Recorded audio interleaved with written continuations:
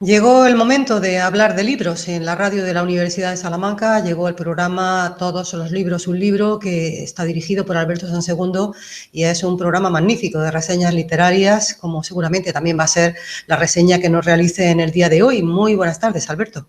Hola, ¿qué tal? Buenas tardes, sí.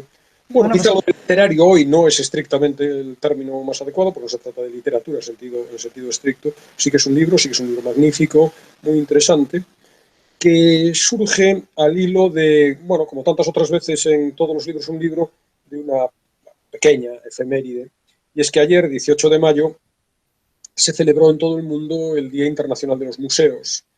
Y con esa excusa yo llevo, digamos, recogiendo libros que he leído en los últimos meses, en este caso en el de hoy ya hace un año, y que los he ido dejando para esta fecha, de tal manera que en esta semana y las dos próximas vamos a dedicar tres emisiones a libros que directa o indirectamente están relacionados con los museos, en particular con el Museo del Prado. La emisión de hoy tiene que ver directamente con el Museo del Prado, la de la semana que viene tiene esa relación, pero más indirecta, y luego la tercera semana sí tiene relación con el mundo del arte, con otro museo, ya hablaremos de él, no quiero desvelar nada, pero no específicamente con del Museo del Prado. Son libros de diferente naturaleza, ya verás, en algún caso ensayo, en algún caso novela, incluso hasta una podríamos llamar novela gráfica en una emisión postrera de este pequeño ciclo, que tienen al mundo del arte, como digo, como referente último.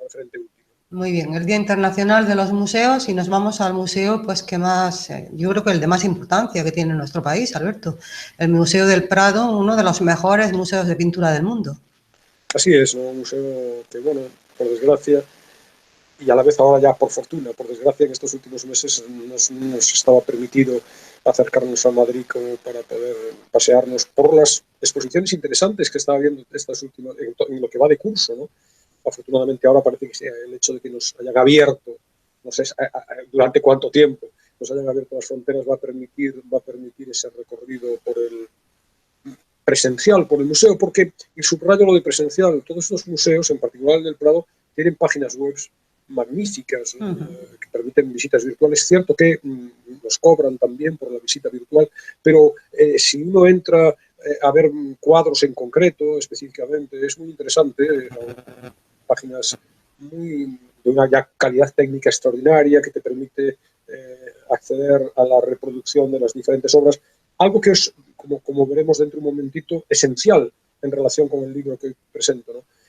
Digo, unas obras, una reproducción de una extraordinaria calidad que permiten entrar en los pequeños detalles e incluso hacer la visita virtual de exposiciones. El Prado tiene en este momento abiertas, ya dando los últimos coletazos, salvo que se amplíe, que no lo descarto, una exposición magnífica, pasiones mitológicas, un recorrido por no sé cuántos en realidad, me parece que es una treintena de cuadros de referencia mitológica y en particular, digamos, eróticas o vinculado al amor, de grandes clásicos de la historia del arte, ¿no? Con Rubens, con Velázquez, por supuesto, con Tiziano, ¿no? Hay una, con ocasión de los 200 años del museo que se celebraron se cumplieron en el 2019, hay una, digamos, remodelación de algunas de las principales obras de la Pinacoteca que se presentan con otra lógica, con otro orden, organizadas de otra manera, en una exposición que me parece que se llama Reencuentros, que va a estar abierta hasta el verano, de verdad que yo también invito a los oyentes del programa a que se puedan acercar. Yo personalmente Bueno, en Salamanca también lo tenemos bastante bien porque está relativamente cerca de Madrid. Alberto, bueno, yo he tenido la fortuna, tenía que haber ido muchas más veces. Yo he estado 2 veces en el Prado.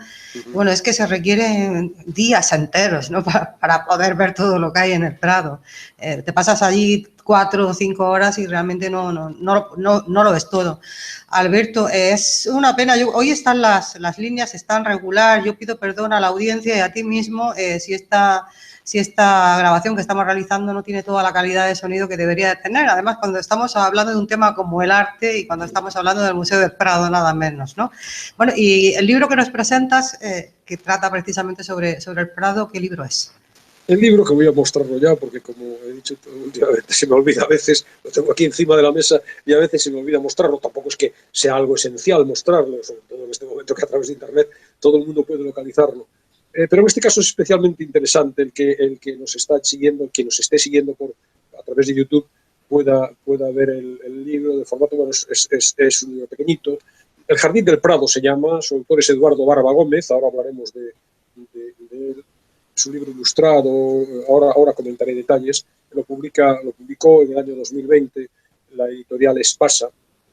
Eduardo Barba, para mí era desconocido hasta que apareció el libro. En cuanto apareció el libro, se sucedieron, y estoy hablando, insisto, prácticamente de hace un año, ¿no? Se sucedieron artículos, reseñas y críticas en los diferentes medios de comunicación, en los suplementos culturales.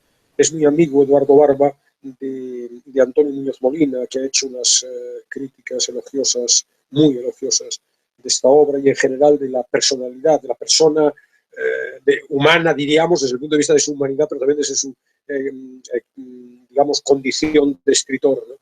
De Eduardo Barba. Eduardo Barba es un jardinero, fundamentalmente, paisajista, profesor de jardinería, investigador botánico en el mundo del arte.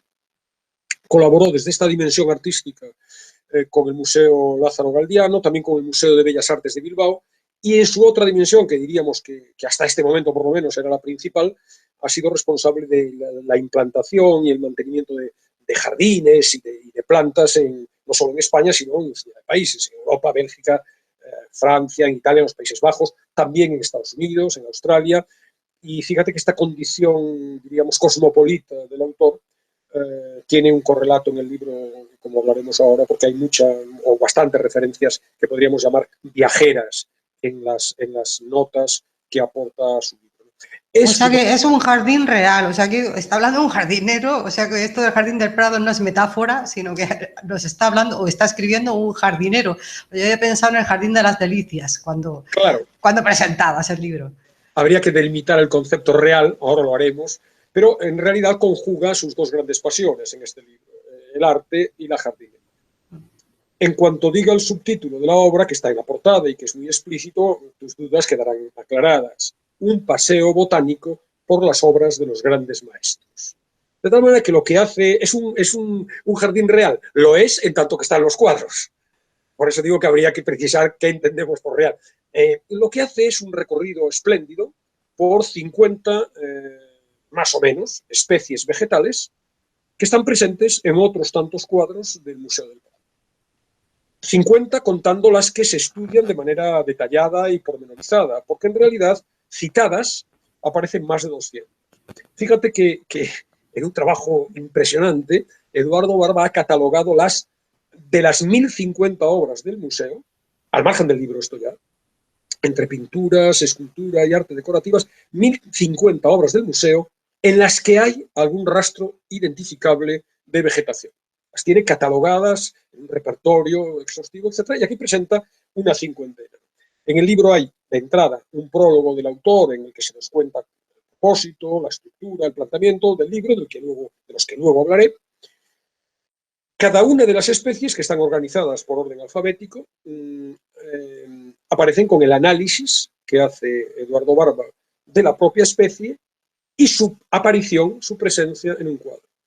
El libro lleva en cada capítulo, como no podía ser de otra manera, una reproducción, aquí se ve a muy pequeña escala, una reproducción del cuadro, pero en detalle, y esto también aparece en cada uno de los capítulos, el plano de detalle del espacio, del lugar. No sé si es Leonardo, eso que se muestra. ¿Perdón?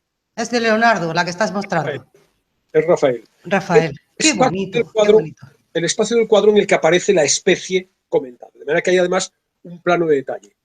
Por otro lado, y quizá aquí también puede apreciarlo el espectador, hay unos dibujos, a lo largo de todo el texto, diferentes dibujos en donde se reproducen algunas de las especies mencionadas a cargo de Juan Luis Castillo. Son dibujos, como digo, de índole botánica.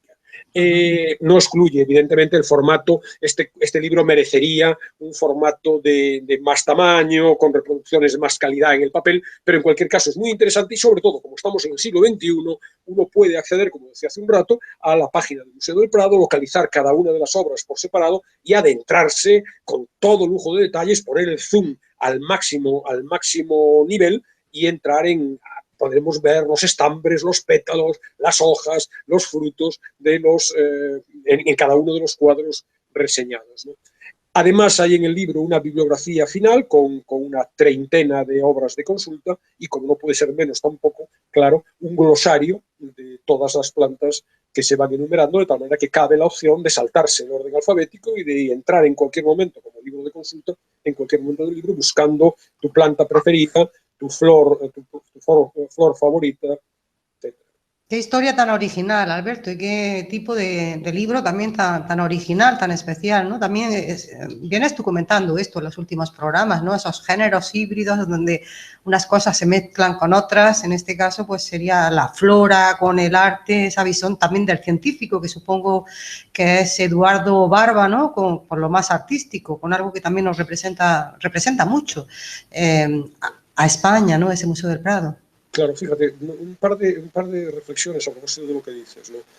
Una muy personal, ¿no? Esta idea de la variedad y de lo híbrido de los libros, bueno, con toda la modestia del mundo y desde la posición de un profano, mi voluntad en todos los libros, un libro está también en eso, reside en la idea de mostrar la gran cantidad de dimensiones a las que se abre el libro. No es exclusivamente, originariamente, todos los libros, un libro empezó siendo un programa de reseñas literarias en sentido estricto, es decir, novela fundamentalmente, cuentos, poesía, pero se ha ido abriendo precisamente por esta voluntad, diríamos, didáctica, muy modesta, de decir, oye, es que hay infinidad de maravillas en ámbitos muy distintos, ¿no? Y este es un libro, y esta es la segunda cuestión que quiero comentar al hilo de lo que planteas, es un libro que se abre a dos dimensiones. Una, el propio disfrute del libro, que en sí mismo es curioso, muy singular, muy interesante, pero que además abre el apetito, es decir, te abre otros mundos, dan ganas de desplazarse inmediatamente al Museo del Prado y hacer una visita exclusivamente botánica del Museo del Prado. De manera que esta es otra de las evidentemente, virtualidades del libro, ¿no? El libro es otros mundos, cada libro es una infinidad de mundos. Entonces, bueno, que quede claro también para el oyente que yo tengo, por lo menos en los 2 últimos años del programa, llevamos ya desde 2010, llevamos 11,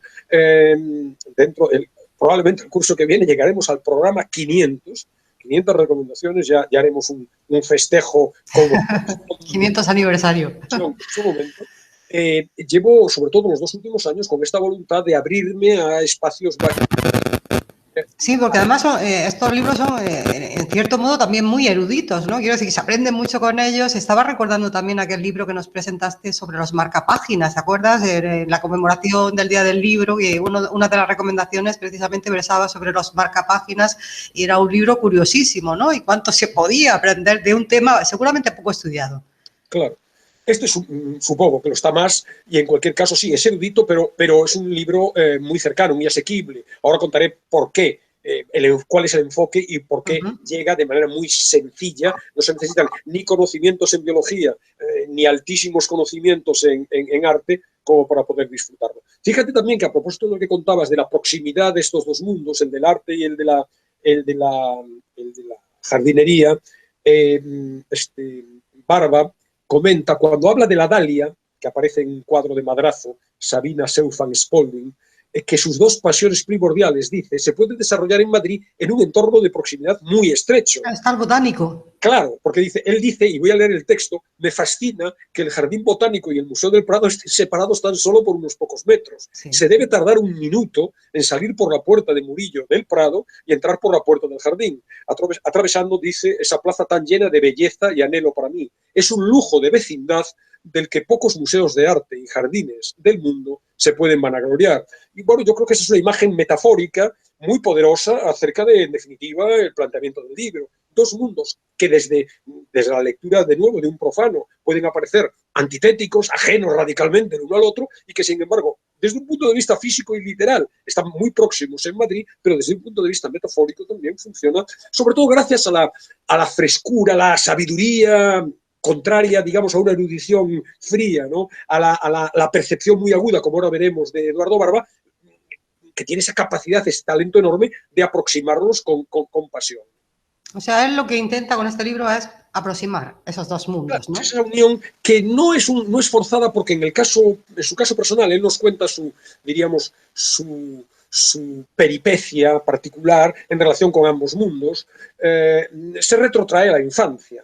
Él cuenta cómo desde muy pequeño tuvo ese interés por la jardinería, por las plantas, por las flores, y achaca, digamos, ese interés al benéfico influjo de su madre. Él habla de su madre de un modo, mi madre le dice, era una persona que a mis ojos de niño era capaz de crear vida también con sus propias manos. Una rama tirada en el suelo se convertía unas semanas después en una nueva planta, y cuando florecía, la sorpresa cerraba un círculo de admiración en mis ojos bien abiertos, ¿no? Entonces, ahí está, digamos, el desencadenante de su interés por la jardinería, que desde entonces se desarrolla en frentes muy variados. El éxtasis ante los contornos de las hojas, las tonalidades de las flores, todo eso está en el libro también. Él dice además, de una manera un poco poética, una primavera decidí hacerme jardinero, ¿no? Y luego hay un segundo desencadenante, que es el del vínculo con el arte, que voy a aclarar más en el texto, que si tenemos tiempo leeré como despedida al programa, que es el descubrimiento del Museo del Prado, y dentro de ese Museo del Prado el darse cuenta, por una circunstancia, diríamos, un tanto azarosa, que luego, como digo, en ese texto final va a quedar aclarada, darse cuenta de que los cuadros del Prado albergan un universo botánico que también dice se derramaba y florecía en las pinceladas de los cuadros o en los golpes de cincel de las esculturas. Entonces, a partir de ahí, su propia vida se abre a esa dimensión de la historia del arte y de investigar la relación entre ambos mundos, que ahora fragua en este libro, pero que estoy convencido que va a acabar plasmándose en publicaciones posteriores que amplíen el trabajo del Prado, pero que incluso se puedan desarrollar en otros museos o en otras dimensiones. Porque es escritor novel, Eduardo Barba, sería su primera obra, no sé si sabes eso. Tiene publicaciones del ámbito de la jardinería, fundamentalmente. Yo no estoy muy seguro, no recuerdo en este momento, como digo, lo leí hace un año. En la bibliografía final sí que aparece algún libro suyo, pero no estoy muy seguro de si ya aparece relacionado con el mundo del arte. Con el mundo de la jardinería sí, porque, como digo, es un experto reclamado desde diferentes puntos de vista, desde diferentes puntos del mundo para completar jardines o para ornamentales en determinados jardines, en determinados países. Yo creo que en ese ámbito sí que tiene publicación.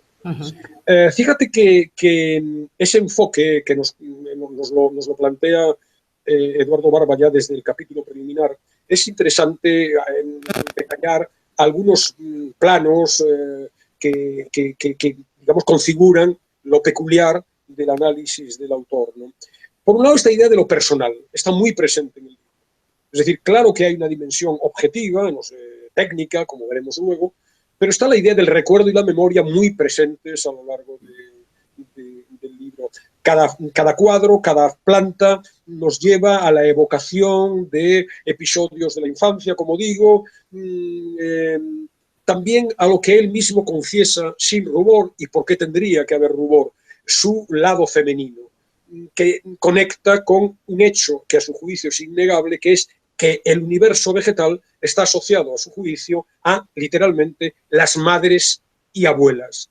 Por lo menos en España sí, yo no sé en otros países, pero en España sí. Es que en todas las casas hay un patio, por lo menos con 3 o 4 plantas mínimo, ¿no? En todas las casas, y son las mujeres las que conservan ese patio. Claro, entonces eso es lo que dice exactamente, ¿no? Cómo tradicionalmente en nuestro país las mujeres se ocupaban de las plantas, ¿no? Entonces, todo esto contribuye a la importancia que casi se palpa de los aromas, de la luz, del color en el texto. Le da calidez a un libro que, como digo, teniendo una base sólida de conocimiento, se aleja de la frialdad académica. Hay también otro matiz interesante en esta idea del autor de convertir su libro en algo palpitante, ¿no? Que se refiere en muchas ocasiones a la dimensión práctica de lo que él está mirando, ¿no? De tal manera que él elige en su comentario plantas que luego pudieran ser llevadas a casa. De tal manera que literalmente vuelvo a decir también que es que una parte viva del cuadro nos la pudiéramos llevar a casa. De manera que hay referencias a especies que podríamos plantar en un balcón, en una terraza, en un alféizar.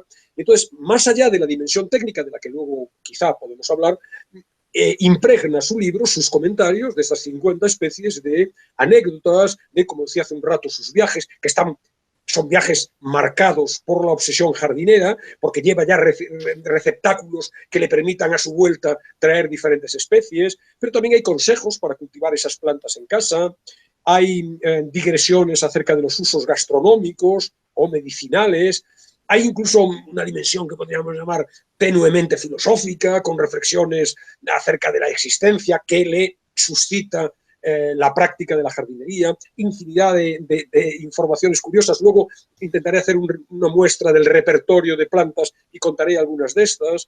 Por ejemplo, un poco de ejemplo sin más. En su análisis de la borraja, que aparece en el tríptico de El Jardín de las Delicias del Bosco, que obviamente, como se intuía en tu intervención de hace un rato, es un foco permanente de fauna y de flora, comenta literalmente Barba un par de características curiosas de esta planta, insisto, se refiere a la borraja, nos pueden llevar a elegirla para su cultivo en maceta.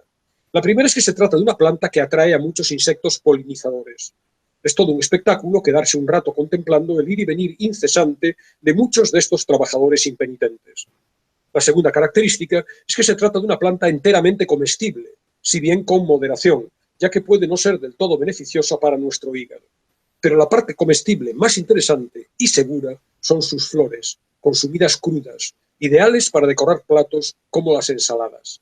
Tienen un ligero gusto a pepino y a mí siempre me recuerdan esos sabores de Grecia y de Oriente, esos viajes, lugares, albergues. Si te das cuenta, este pequeño comentario Bueno, dibuja... es muy literario, es también muy literario, ¿no? Muy, Sobre todo, muy, muy bonito. Esto, desde luego, no es un catálogo, no es un catálogo no, de plantas ni de pinturas. es la antítesis de un catálogo. Te digo, está todo lo vivo, los viajes, la referencia a Grecia Oriente, los usos gastronómicos, los consejos, esto no es bueno para el hígado, el modo en el que se tienen que comer. Es decir, es muy rico, muy vivo, como digo, muy cálido. De manera que, desde este punto de vista, ya merecería la pena, con esto que estoy contando, yo creo, espero despertar el interés en nuestros oyentes para que salgan inmediatamente a la librería más cercana y se compren El Jardín del Prado de Eduardo Barba. Pero Pues que además, lo compren porque además yo creo que hay, y perdona la interrupción de nuevo, yo creo que hay un interés. En los últimos tiempos, yo no sé si tendrá que ver con la pandemia o no, pero hay mucho interés, ¿no? Por las plantas, por adornar balcones. Incluso te comento como anécdota que hay un barrio aquí en Salamanca que en estos días está realizando un concurso de balcones, terrazas, para que la gente saque sus flores, sus macetas a las terrazas, ¿no? Y que sean expuestas y que se pueda disfrutar de ellas, ¿no? claro, es evidente que nunca llegaremos al nivel excelso de los patios de Córdoba, que ¡Qué maravilla! y todo el mundo, yo creo que también, no sé si ya incluso son patrimonio de la humanidad. La visita a Córdoba en los meses primaverales, los últimos meses primaverales, no sé exactamente en qué fecha se celebra. Yo creo que son... Ahora, yo creo que están en estos momentos porque se ven mucho ahora. El final de la primavera, el comienzo del verano, es una maravilla, ¿no? Bueno, ojalá con el paso de los años Salamanca acabe teniendo también esa repercusión, aparte de la artística, aparte de la universitaria, pueda ser un lugar de referencia para ver plantas y flores instaladas en el ámbito urbano cotidiano. Decía, ¿no?, que además de, yo creo que esto que estoy contando yo puede resultar ya suficiente para que un oyente pueda interesarse por el libro, ¿no? Es que hay más cosas, ¿no? Antes de entrar, como insinuaba, en un análisis no detallado, porque no puede ser detallado, de algunos de los cuadros y algunas de las plantas de las que se habla en el libro, sí que querría subrayar las tres grandes enseñanzas que, al menos para mí, nos ofrece el trabajo de Eduardo Barba. Por un lado, es la extraordinaria curiosidad del autor. Hay en él un deseo constante de aprender de los cuadros, de las plantas, de la vida. Todo lo que cuenta, parece que no hay nada humano, ni vegetal, pero ni animal, ni siquiera mineral, que le resulte ajeno, ¿no? Viaja a una capital para ver un museo, visita un jardín botánico, va a un invernadero buscando una determinada especie, porque sus viajes son, insisto, en muchos casos botánicos. Se desplaza en su momento, es muy joven, tiene 42 años, se desplaza por Europa en autostop, se pasea por una ciudad, se aloja en casa de unos amigos, pero todo ello lo vive en un permanente estado de alerta. Un estado de alerta en los dos frentes, botánico y artístico. Incluso en tres frentes, sobre todo vital. Son unas ganas de vivir, de descubrir cosas, una curiosidad, de repente una minúscula flor inapreciable para casi todo el mundo que aparece entre las grietas de un muro, o una especie desconocida que por sorpresa le brota en un vivero, un detalle que nunca había apreciado a pesar de las muchas horas de contemplación en un cuadro. Incluso la vida cotidiana, el cielo límpido, el ambiente que huele de una manera especial después de la lluvia. Hay algo en Barba infantil en el mejor sentido de la palabra. Esta admiración, vive en un estado de permanente admiración, o eso es lo que transmite el libro, de tal manera que es contagioso, es decir, es una idea de es como alguien que vive deslumbrado de continuo por la variedad inmensa, fecunda del mundo en sus muchas manifestaciones. Dan ganas de salir a la calle, ver. Es un privilegio, de todas maneras. Yo creo que hay ocasiones en la vida, Alberto, que sí que se tiene también esa sensación, ¿no? De mirar de nuevo con ojos nuevos un día que vas paseando por la calle y de pronto ves el cielo que como no lo habías percibido nunca y que es tan maravilloso por cómo están colocadas las nubes, por los colores. Y esto estaría muy bien, ¿no? Que lo conserváramos siempre. Claro. Ese afán, ¿no? De comprender y de admirarse, ¿no? Por la maravilla que es la naturaleza en su conjunto. Fíjate que esa es la segunda gran enseñanza. La primera es la curiosidad. La segunda es la capacidad de mirar.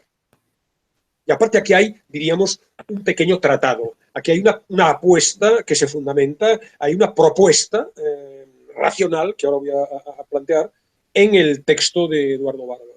No vemos, no tenemos capacidad, sí, vamos por el mundo y vemos lo que hay a nuestro alrededor, pero no miramos de verdad. Nuestra capacidad de observación está muy mermada y sobre todo en estos tiempos rápidos, acelerados, apresurados, superficiales.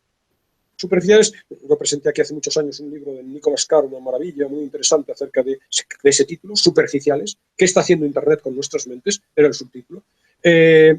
Un mundo, un modo de vivir en donde nuestra atención está permanentemente saltando de un objeto de atracción a otro, una atención que está permanentemente insatisfecha, que va de un estímulo siempre muy fugaz a otro, que no se para en ningún sitio, que no se concentra, que picotea, que se deja seducir por un fogonazo tras otro, un tweet, un meme, un titular, un chiste, un lema vacío, un nuevo selfie.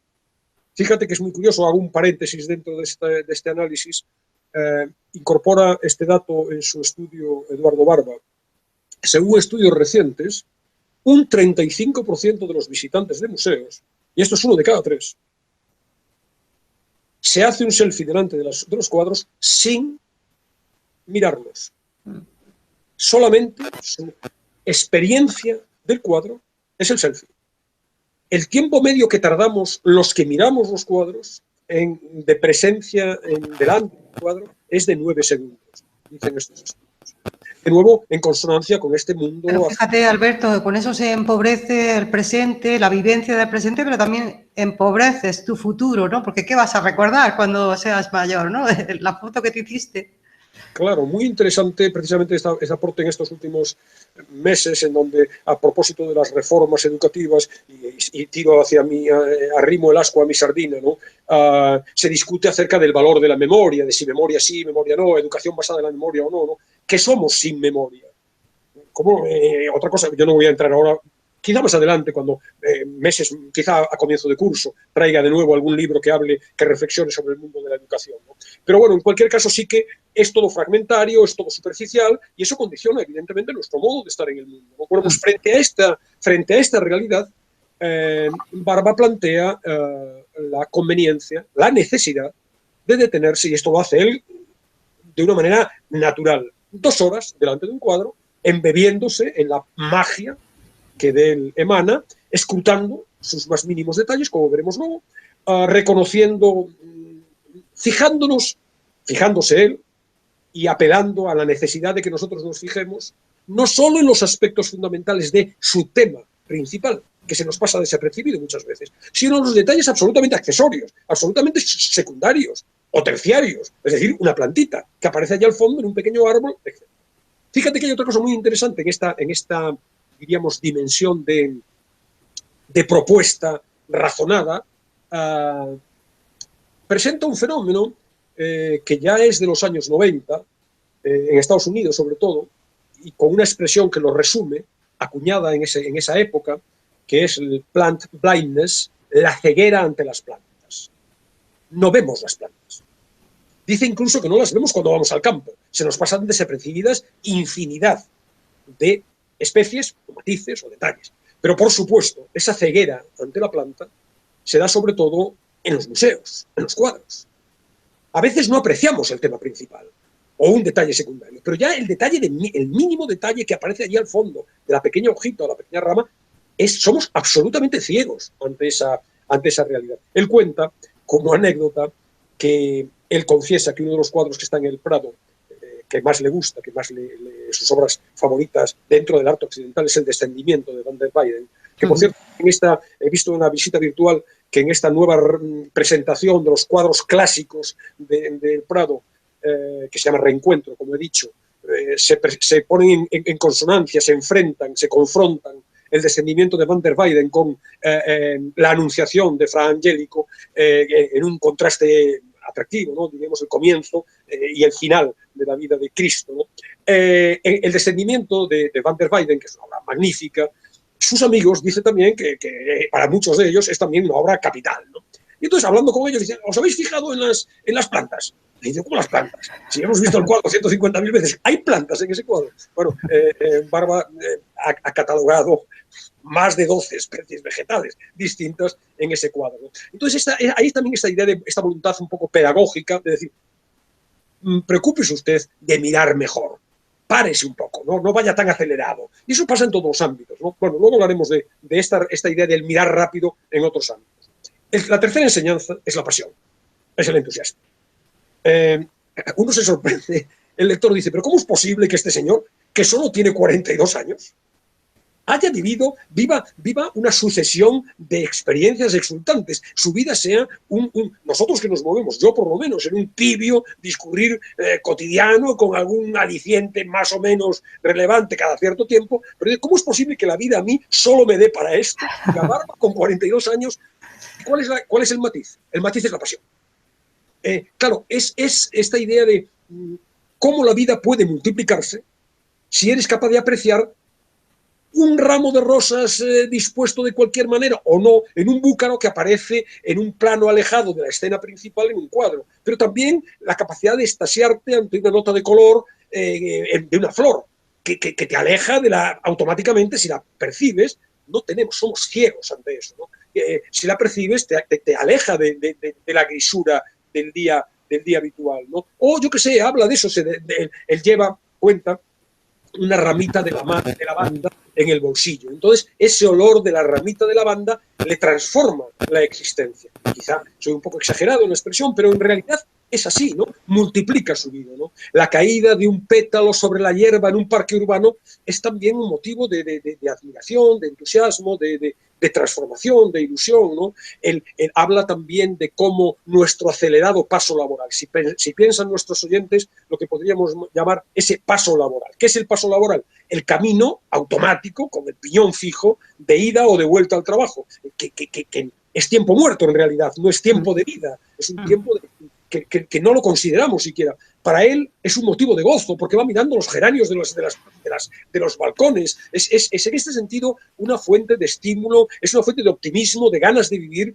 que hace también, insisto, inolvidable. Una buena filosofía de vida, al final también casi un tratado filosófico. Así es, ¿no? Entonces, bueno, si te parece, y casi por ir cerrando, sí, una vez hecho el análisis general, entrar en algunos de los detalles que pueden interesar. Como digo, son 50 obras, es imposible comentarlas todas. Voy a comentar alguna cuyas anécdotas o las anécdotas que presenta el autor puedan resultar así más radiofónicas, o más interesantes para un oyente. Por ejemplo, de Luis Paret y Alcázar, que yo no lo conocía, coetáneo de Goya, él señala que es el gran amante de las rosas en el Museo del Prado, porque al parecer en el Prado hay 11 óleos de su autoría y solo uno, su autorretrato, no contiene una rosa. En todos los demás sí que hay una rosa. Por ejemplo, también el diente de león. El comentario acerca del diente de león aparece en el tríptico de la redención, Adán y Eva expulsados del paraíso, y le permite a Eduardo Barba hablar de algo en lo que es fácil reconocerse, ¿no? Ese juego infantil del molinillo, soplar sobre el diente de león, ¿no? Sí, en el que se pedía un sueño, ¿no? y él cuenta que cuando su sueño era Florencia, ¿no? Desde ir a Florencia, aquel cúmulo luego hablaremos de alguna otra anécdota de Florencia, aquel cúmulo de arte, ¿no? Está también Patinir. A mí Patinir, puedo contarlo como anécdota, yo he ido al Museo del Prado muchas veces, la primera fue hace muchísimos años, y no sé por qué extraña razón, he intentado ahora, a propósito de la reseña, recordar el porqué. La primera vez que yo fui a tiro fijo a buscar un cuadro de Patinir, que es el paso de la laguna Estigia. De hecho, yo tengo una postal de ese cuadro, me acompaña desde, yo creo que desde mis días de estudiante, ¿no? En Patinir hay dos apariciones del autor, del pintor, en el libro. Por un lado está en el descanso, un cuadro que se llama El descanso de la huida a Egipto, aparece el azulejo, que es una planta viajera, y le permite entonces al escritor hablarnos de los arqueófitos, que son plantas que fueron introducidas en un lugar diferente al de su origen, pero antes, dice Barba, antes del descubrimiento de América. Leyendo yo sobre los arqueófitos, he visto que la idea es incluso desde la prehistoria.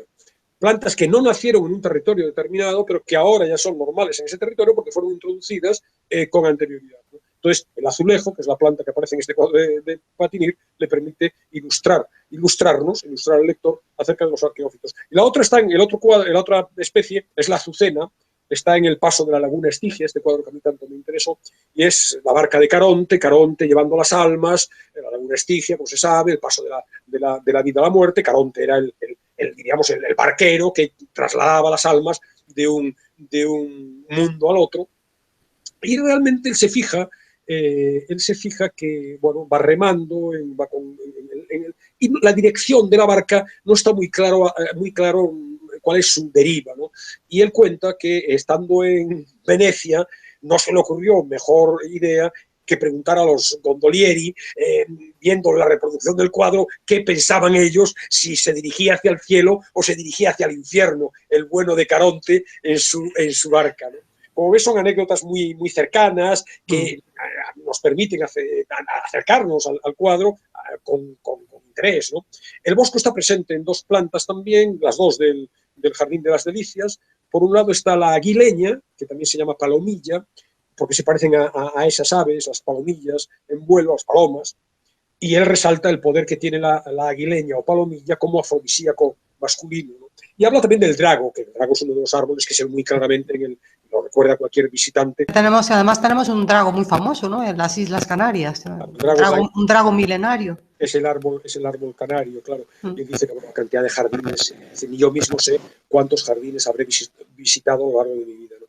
Los Bruegel aparecen 3 veces, una vez el joven, en un cuadro que es desbordante, la abundancia se llama, y hay infinidad de flores de las diferentes estaciones, y luego aparece el viejo, que aparece con Rubens en un cuadro que se llama El olfato, y ahí detecta Eduardo Barba más de 60 plantas representadas en el cuadro. En particular habla del lilo, es la ocasión para que él hable del lilo. El lilo además tiene una virtud, que es que su tallo permite fabricar flautas, ¿no? Con él se fabrican flautas. Y luego aparece también la Virgen y el Niño, donde aparece una planta que es la vinca per vinca, que le permite al autor hablar del el Museo Metropolitano de Nueva York, y ahí habla, es muy curioso, de dos fenómenos que están muy estudiados. Él sufre una especie de mezcla del síndrome de Stendhal. El síndrome de Stendhal, sabes, a principios del siglo XIX, una visita de Stendhal a Florencia, en donde, entre las maravillas artísticas, se suele asociar a la Galería de los Uffizi, que esa profusión de obras de arte a Stendhal le provocó, pues eso, es una especie como de taquicardia, unas afecciones leves, pero que es estas dolencias provocadas, paradójicamente, por la contemplación de la belleza. Pues él sufre una mezcla, Eduardo Barba, en el Metropolitan, de síndrome de Stendhal y otro síndrome un poco más moderno, que es el FOMO, que yo creo que ya hablé aquí alguna vez. FOMO es el acrónimo de Fear of Missing Out, el miedo a perderse algo, el pavor por no poder verlo todo.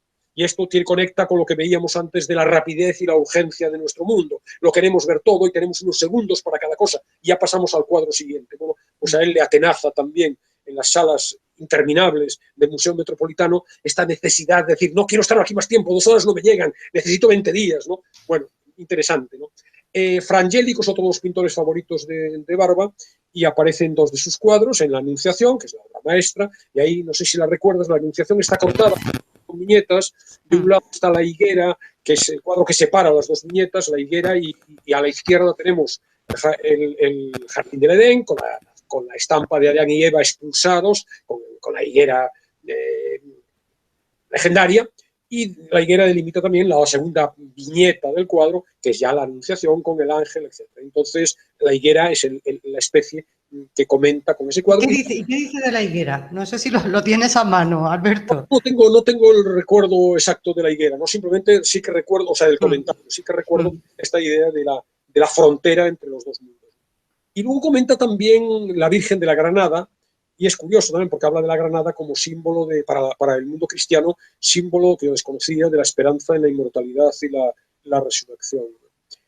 Está Velázquez, claro, para hablar de las Malvas, con un cuadro San Antonio Abad y San Pablo, primer ermitaño. Está el Columpio de Goya, y a partir de ahí habla del clavel y se retrotrae a su infancia por los claveles, y ahí formula un agradecimiento a todas las mujeres que en mi familia cuidaron plantas, y a las que conocía, a las que no, y dice también de modo poético, todas ellas unidas en el perfume de una sola flor.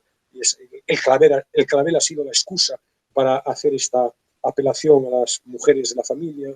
Está una caléndula en un cuadro de Zurbarán, Santa Isabel de Portugal, que le permite hablar de la leyenda de la transmutación de monedas en rosas. Y está Claudio de Lorena, y está Botticelli. Con Botticelli comenta, en un cuadro de Botticelli, la historia de Anastasio degli Onesti, comenta el pino piñonero, y le permite a Barba comentar una frase muy conocida de Lawrence Darrell, porque él se retrotrae, Barba, a una experiencia personal en Segovia, y la frase de Lawrence Darrell en el Cuarteto de Alejandría es muy bonita: una ciudad es un mundo cuando amamos a uno de sus habitantes. Y él cuenta su experiencia personal en Segovia, cómo la ciudad se transforma en cuanto amas a alguien que vive en esa ciudad. Aparece Tiziano también con dos cuadros. En La ofrenda a Venus comenta el autor la Trinitaria, y es muy bonito porque hace una aproximación a los diferentes nombres que tiene la planta. Se llama también pensamiento salvaje en castellano, pero fíjate que en inglés la traducción de sus muchos nombres en inglés es muy curiosa, son muy curiosas, ¿eh? Se llama también Salta y bésame, Nadie tan linda, La delicia de Cupido, Beso en la puerta del jardín, Acaríciame. Y claro, con esos nombres es obvia la conexión que tiene la planta con los amantes. Es una con lo amoroso. dedicada a los amantes. Es interesante, también de Tiziano aparece la Bacanal, un cuadro, la Bacanal de los Andrios, y ahí es la excusa para hablar de las violetas, cosa que, con un dato que yo no sabía, se usaban las violetas en Roma, al parecer, para curar las resacas. ¿No? Es pues una información interesante para ahora que, parece que al desaparecer el estado de alarma nos hemos lanzado a las calles, pues por si acaso sepan nuestros jóvenes, que son los que las pueblan, violetas, que las violetas pueden servir para curar las resacas. Bueno, qué interesante, Alberto, qué interesante y qué bien se lo ha debido pasar este señor Eduardo Barba Gómez escribiendo, realizando este libro. Se lo ha debido de pasar de miedo, porque yo me lo estoy pasando estupendamente también ya con la conversación de este libro, ¿no? Que debe ser magnífico. Se lo pasa muy bien en la vida, y también acontecimientos, pequeños detalles, episodios de su vida afloran en el comentario. Todo esto entre unos y otros, y me dejo en el talego infinidad de el Don Diego de Guía, la Gardenia, el Roble, y de infinidad de autores, claro. He citado los más llamativos, los más conocidos, ¿no? Pero entre esos comentarios introduce, habla de repente de los sombreros en las carreras de Ascot, del hipódromo de Ascot, o habla de anécdotas literalmente de mi vecina Mari en Marbella, o habla de reflexiones sobre el olivo como símbolo de unión entre las naciones.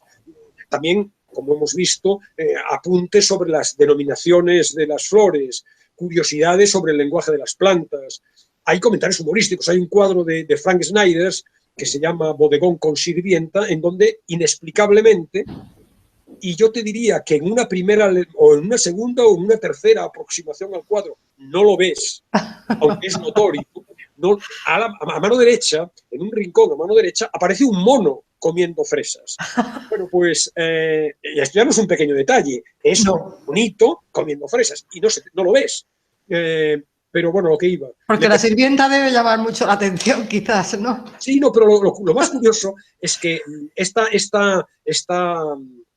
digamos, este vitalismo, esta simpatía, este sentido del humor, esta bonomía de Eduardo Barba, le lleva a apreciar en la mirada lánguida del mono un eco de los ojos, la mirada conquistadora y seductora de Clark Gable, que es una conexión un tanto forzada, pero que denota un poco el tono, el estilo en el que se mueve, ¿no? Y también, antes de cerrar y de presentar ya la música y el texto, sí querría comentar, y voy a picarte un poco, me sorprende que no me lo hayas contado tú, que no me lo hayas planteado tú, la presencia de mujeres, porque solo reseña una mujer, una única artista, una única artista, no una única mujer, porque mujeres, como hemos visto, hay no te lo he comentado porque creo que las mujeres están muy representadas ya en la propia personalidad de Eduardo Barba, ¿no? Y en ese reconocimiento que hace de, pues eso, de las plantas como muy vinculadas siempre a las mujeres.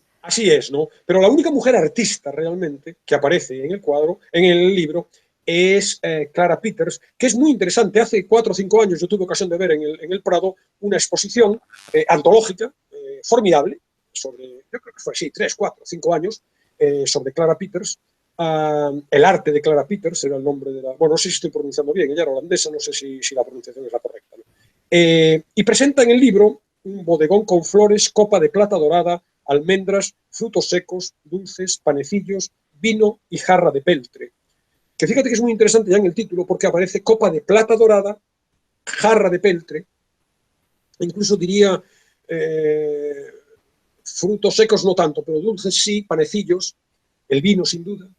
Clara Peters, aparte de que sus cuadros son muy interesantes, es destacada por los juegos con los reflejos en vasos, jarras, incluso otras superficies, cristal por supuesto, pero incluso el peltre, pero también ciertos reflejos a lo mejor en la piel bruñida de una manzana, etc. Entonces, todo esto está presente en este cuadro, se ve clarísimamente. Date cuenta que hay un juego también muy típico de la historia del arte, que son todos estos juegos ópticos, la deformación. Pienso ahora, por ejemplo, en el matrimonio Arnolfini y aquel espejo que hay al fondo, en donde se les ve reflejados con todo el juego de la curvatura, convexa, cóncava, en este caso concreto, convexa en el caso de los Arnolfini.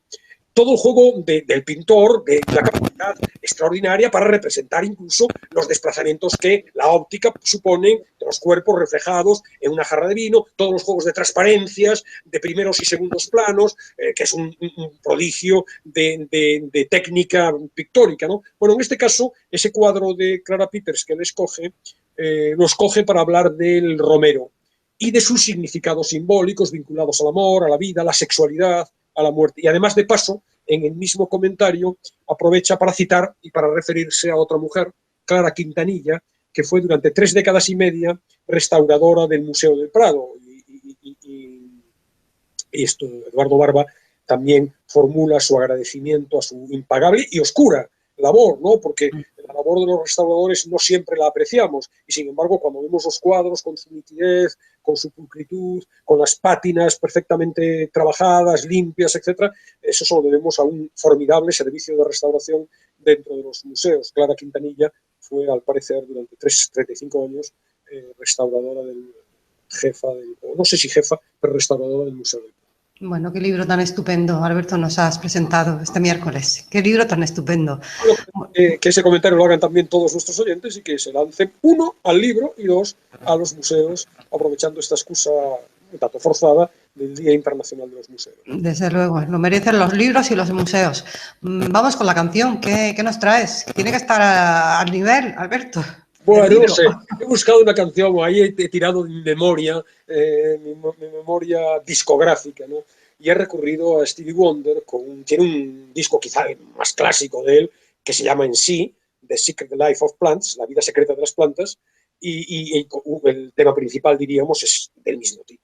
Y esa es la canción que traigo para ilustrar plantas, un libro que incluye muchas, ¿no?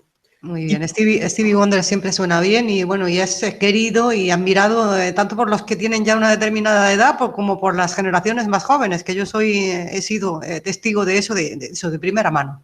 Sí, fíjate que incluso pues, la mención a Stevie Wonder me permite hacer un chiste de mal gusto, ¿no?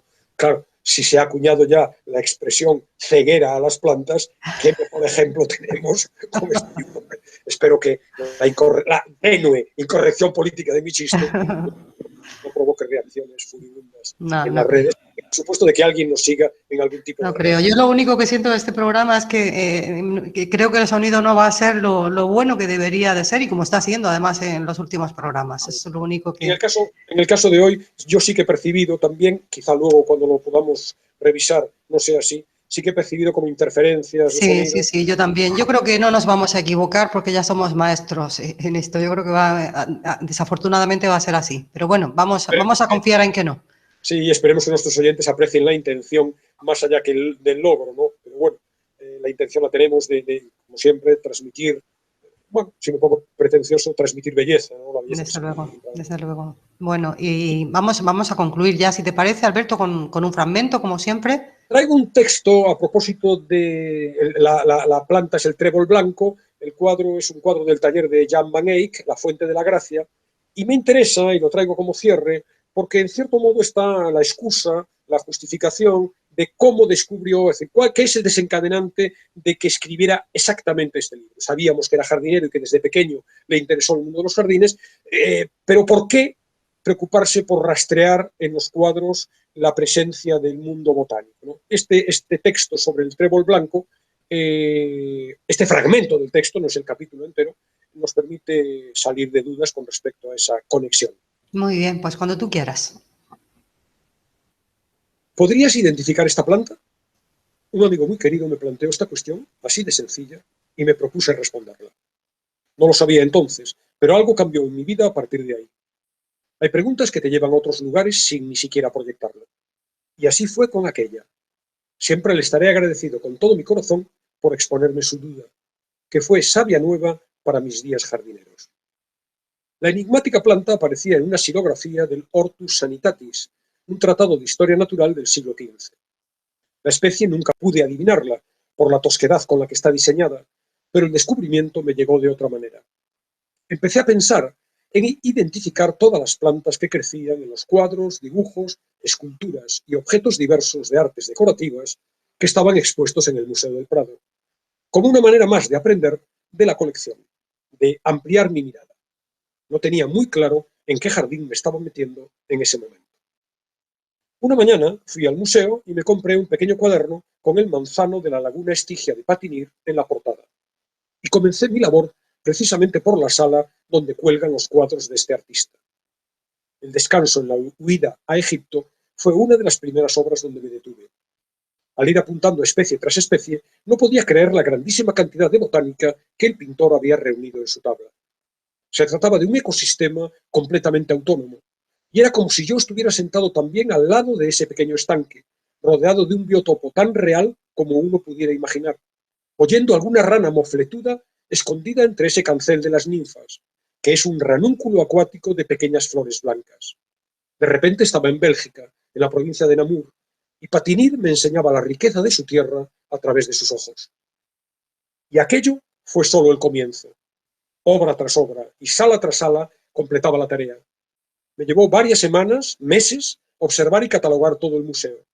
Para cuando hube terminado, me di cuenta de que podía apreciar la caligrafía botánica de los artistas un poquito mejor que como lo había hecho al principio. Así que comencé una segunda vuelta completa para apreciar detalles que se me hubieran podido escapar. Y vaya si lo sabía.